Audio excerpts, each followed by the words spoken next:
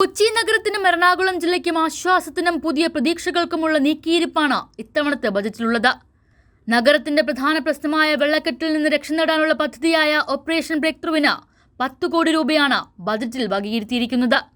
Marine ഡ്രൈവിൽ അന്താരാഷ്ട്ര വാണിജ്യ പാർപ്പിട സമുച്ചയം നിർമ്മിക്കാൻ 2150 കോടി രൂപയാണ് നീക്കിയിരിപ്പ്. NBC ലിമിറ്റഡിന്റെ ദക്ഷിണേന്ത്യയിലെ ഏറ്റവും വലിയ നിർമ്മാണ പദ്ധതിയാണ് കൊച്ചിയിൽ ഒരുങ്ങുന്നത്. കൊച്ചി മെട്രോ റെയിലിന്റെ 2ാം ഘട്ട പ്രവർത്തനങ്ങൾ വിദേശ വായ്പാ സഹായത്തോടെയാണ് നടപ്പിലാക്കുക. ഇതിനായി 239 കോടി രൂപയാണ് വകയിരുത്തിയിരിക്കുന്നത്. കൊച്ചിൻ ഷിപ്പ്യാർഡിന് 500 കോടി രൂപ അനുവദിച്ചു. ബജറ്റിലെ കൊച്ചിയെക്കുറിച്ച് മുൻ മഹാരാജാസ് കോളേജ് അധ്യാപകനും കൊച്ചി നിവാസിയുമായ മാർട്ടിൻ പാട്രിക്. കേരളത്തിൽ അവതരിപ്പിക്കുന്ന ഒരു ബജറ്റും കൊച്ചിയെ അവഗണിച്ച് മുന്നോട്ട് പോകാൻ പറ്റില്ല.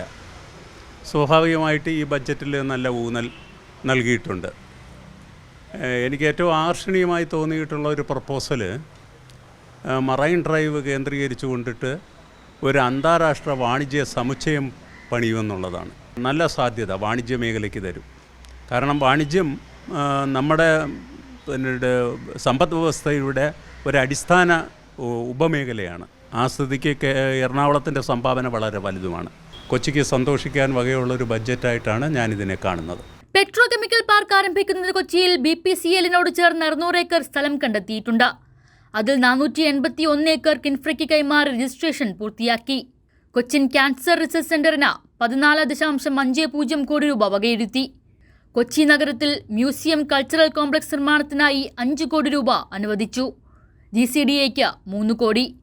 ഒപ്പം തന്നെ മിനി മറീനകളും യാച്ച് ഹബ്ബുകളും കൊച്ചിയെ കാത്തിരിക്കുന്നുണ്ട്. പ്രവൃത്തിയിലെത്തുമ്പോൾ നാടിന്റെ മുഖച്ഛായ തന്നെ മാറ്റുന്നതാണ് ബജറ്റിലെ കൊച്ചി എന്നാണ് വിലയിരുത്തൽ. കൈരളി ന്യൂസ്, കൊച്ചി.